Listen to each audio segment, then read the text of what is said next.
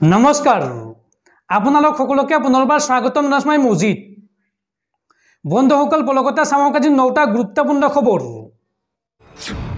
प्रथमটো खबर शिक्षार्थीসকলৰ বাবে জৰুৰী खबर। 19 এপ্ৰিল অৰ্থাৎ কাইলৈ অসমৰ লগতে দেশৰ কেইবাখনো ৰাজ্যত বন্ধ থাকিব সকলো শিক্ষানুষ্ঠান। কাইলৈ দেশৰ কোন কোন ৰাজ্যত বন্ধ থাকিব শিক্ষানুষ্ঠান চাও আহক। 19 এপ্ৰিলত বন্ধ থাকিব দেশৰ কেইবাখনো ৰাজ্যৰ শিক্ষানুষ্ঠান। দেশৰ কোন কোন ৰাজ্যত 19 এপ্ৰিলত বন্ধ থাকিব শিক্ষানুষ্ঠান চাও আহক। অৰুণাচল প্ৰদেশ, অসম, বিহাৰ, ছত্তীশগড়, মধ্যপ্ৰদেশ, মহাৰাষ্ট্ৰ, মণিপুৰ, মেঘালয়, মিজোৰাম, নাগালেণ্ড, ৰাজস্থান, ছিকিম, তামিলনাডু, ত্ৰিপুৰা, উত্তৰ প্ৰদেশ, উত্তৰাখণ্ড, পশ্চিমবংগ আৰু লগতে কেন্দ্ৰীয় শাসিত অঞ্চল আন্দামান আৰু নিকোবৰত বন্ধ থাকিব শিক্ষানুষ্ঠান। লগতে বন্ধ থাকিব জম্মু আৰু কাশ্মীৰ, লক্ষদ্বীপ আৰু পদুচেৰীৰ শিক্ষানুষ্ঠানো। লোকসভা নিৰ্বাচনৰ বাবে বন্ধ থাকিব এইকেইখন ৰাজ্যত শিক্ষানুষ্ঠানসমূহ। উল্লেখযোগ্য যে 21খন ৰাজ্যসহ কেন্দ্ৰীয় শাসিত অঞ্চলক সাঙুৰি প্ৰথম পৰ্যায়ত অনুষ্ঠিত হ'ব লোকসভা নিৰ্বাচন। দেশৰ এখন দুটাকৈ সমষ্টিত অনুষ্ঠিত হ'ব প্ৰথম পৰ্যায়ৰ নিৰ্বাচন। আৰু ভোটগ্ৰহণৰ দিনটোত শিক্ষাৰ্থীৰ সুৰক্ষাৰ্থে লোৱা হৈছে এই সিদ্ধান্ত। নিৰ্বাচনী প্ৰক্ৰিয়াৰ সুপৰিচালনাৰ বাবে ৰাজ্যসমূহলৈ এই নিৰ্দেশনা জাৰি কৰিছে ভাৰতীয় নিৰ্বাচন আয়োগে। পৰৱৰ্তী খবৰ নিৰ্বাচনী প্ৰচাৰ চলাবলৈ অসমত উপস্থিত পশ্চিমবংগৰ মুখ্যমন্ত্ৰী মমতা বেনাৰ্জী। বুধবাৰে শিলচৰত উপস্থিত হয় পশ্চিমবংগৰ মুখ্যমন্ত্ৰীগৰাকী আৰু শিলচৰত উপস্থিত হয় বিজেপিক তোলা ধনা পশ্চিমবংগৰ মুখ্যমন্ত্ৰী মমতা বেনাৰ্জীৰ। নিৰ্বাচনী প্ৰচাৰৰ মাজতে বিজেপিক উদ্দেশ্যি পশ্চিমবংগৰ মুখ্যমন্ত্ৰীগৰাকীয়ে মন্তব্য কৰি কয় যে মোদীক কেতিয়াও আপোনালোকে বিশ্বাস নকৰিব। এইবাৰ মোদী জিকিলে দেশত আৰু নিৰ্বাচন অনুষ্ঠিত নহয়। দেশত নাথাকিব গণতন্ত্ৰৰ কোনো অস্তিত্ব। সেয়েহে বিজেপি হাতাও দেশ বাচাও। এই মন্তব্য পশ্চিমবংগৰ মুখ্যমন্ত্ৰী মমতা বেনাৰ্জীৰ। উল্লেখযোগ্য যে টিএমচিৰ প্ৰাৰ্থী ৰাধেশ্যাম বিশ্বাসৰ হৈ নিৰ্বাচনী প্ৰচাৰ চলাবলৈ অসমলৈ আহিছিল পশ্চিমবংগৰ মুখ্যমন্ত্ৰী তথা টিএমচিৰ মুৰব্বী মমতা বেনাৰ্জী। পৰৱৰ্তী খবৰ অসমৰ চুবুৰীয়া ৰাজ্য মেঘালয়ত সংঘটিত হৈছে দেশ কঁপাই যোৱা ঘটনা। অসমৰ 3গৰাকী যুৱকক চাৰিচকীয়া বাহনৰ সৈতে জীৱন্তে জ্বলাই দিলে দুৰ্বৃত্তই। মেঘালয়ৰ পূব গাৰোপাহাৰ জিলাত সংঘটিত হৈছে এই ভয়ংকৰ ঘটনা। মেঘালয়ত অসমৰ যুৱকৰ সৈতে ঘটিল এক দেশ কঁপোৱা ঘটনা। জমৰ আলী, নুৰ মহম্মদ সহ 3জনৰ সৈতে অবিশ্বাস্য কাণ্ড। গোৱালপাৰাৰ 3জন যুৱকক নৃশংস হত্যাৰ অভিযোগ।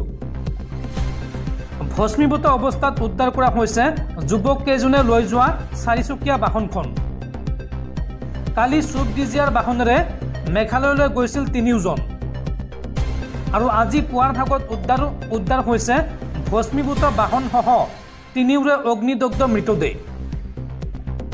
মেঘালয়ৰ পূব গাৰোপাহাৰ জিলাৰ ৱাগাচিত এই ভয়ংকৰ ঘটনা সংঘটিত হৈছে। দুৰ্বৃত্তই সংঘটিত কৰা এনে কাণ্ডক লৈ তুলবাৰ সমগ্ৰ ৰাজ্য। গোৱালপাৰাৰ দলগমাত ঘৰ মৃত জমৰ আলী আৰু নুৰ মহম্মদৰ আৰু এতিয়ালৈকে উদ্ধাৰ হোৱা নাই আনজন যুৱকৰ পৰিচয়।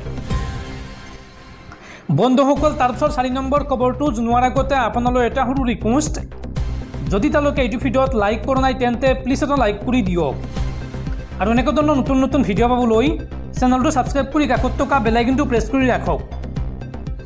পৰৱৰ্তী খবৰ ভোটাৰসকলৰ বাবে জৰুৰী খবৰ।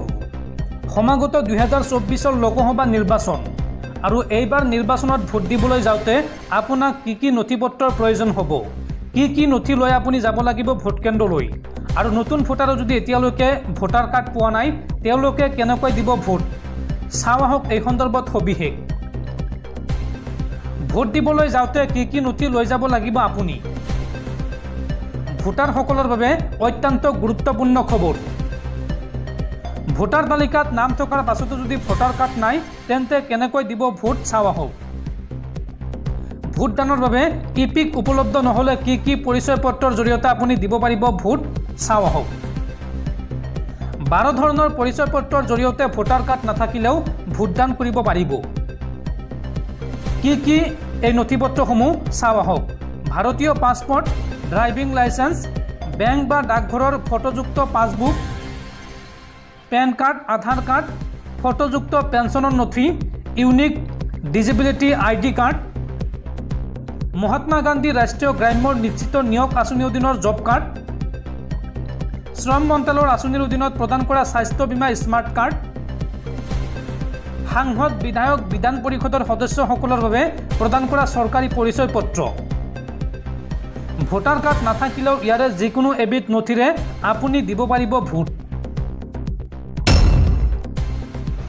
পৰৱৰ্তী খবৰ, EVMত জালিয়াতি নকৰিলে বিজেপিয়ে 180খনতকৈ অধিক আসন নাপায়।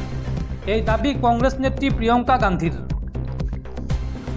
বিজেপিয়ে 150খনতকৈ অধিক আসন নাপায় বুলি দাবী কৰিছে ৰাহুল গান্ধীয়ে। কংগ্ৰেছ নেতাগৰাকীৰ এই মন্তব্যই তোলপাল লগাইছে এতিয়া।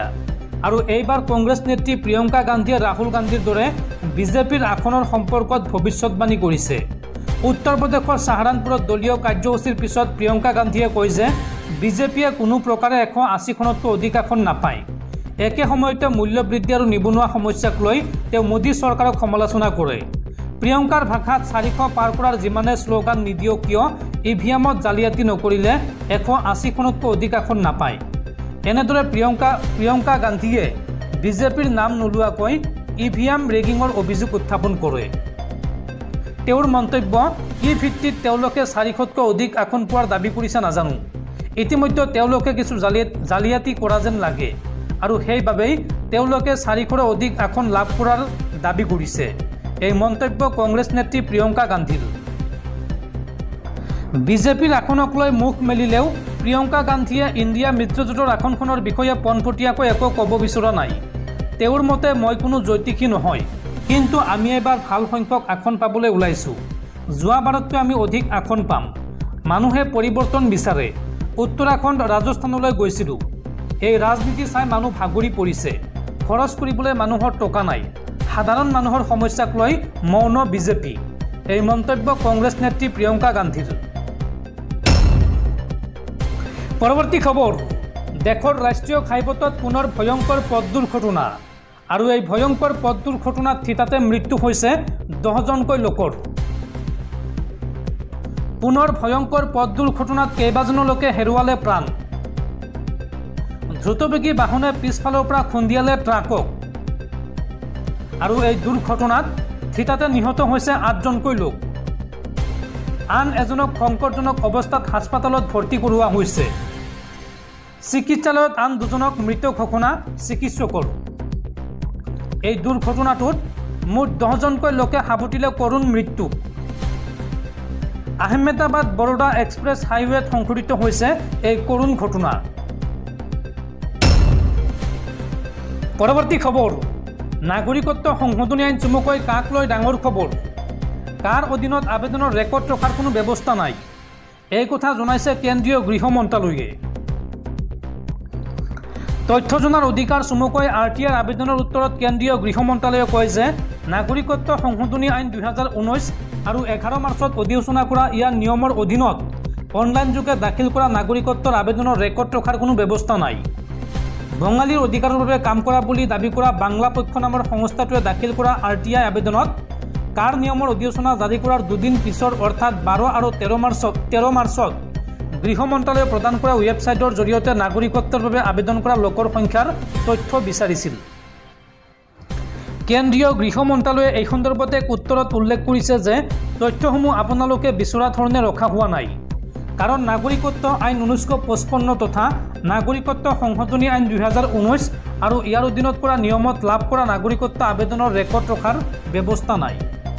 তদুপৰি RTI আইন 2005 অনুসৰি CPIৰ তথ্য সৃষ্টিৰ বাবে অনুমোদিত নহয়, সেয়েহে বিচৰা তথ্য শূন্য হিচাপে গণ্য কৰা হ'ব পাৰে। উত্তৰত এইদৰে কোৱা হৈছে, গৃহ মন্ত্ৰালয়ৰ বিদেশী সংমণ্ডল নাগৰিকত্ব শাখাৰ দ্বাৰা প্ৰদান কৰা উত্তৰৰ প্ৰতিলিপি এটা সংবাদ সংস্থা PTIৰ হাতত আছে। উল্লেখযোগ্য যে বিতৰ্কিত কা যিয়ে ধৰ্মীয় নিৰ্যাতনৰ পৰা হাত সাৰিবলৈ 2014 চনৰ 31 ডিচেম্বৰত বা তাৰ আগতে ভাৰতত প্ৰৱেশ কৰা বাংলাদেশ, পাকিস্তান আৰু আফগানিস্তানৰ পৰা অহা অমুছলমান সংখ্যালঘু অনুপ্ৰৱেশকাৰীক নাগৰিকত্ব প্ৰদান কৰাৰ ব্যৱস্থা কৰা হৈছে। সেয়া পশ্চিমবংগৰ কিছু অংশ আৰু অসমকে ধৰি উত্তৰ পূবৰ আন কেইবাখনো ৰাজ্যত প্ৰধান নিৰ্বাচনী বিষয় হৈ পৰিছে।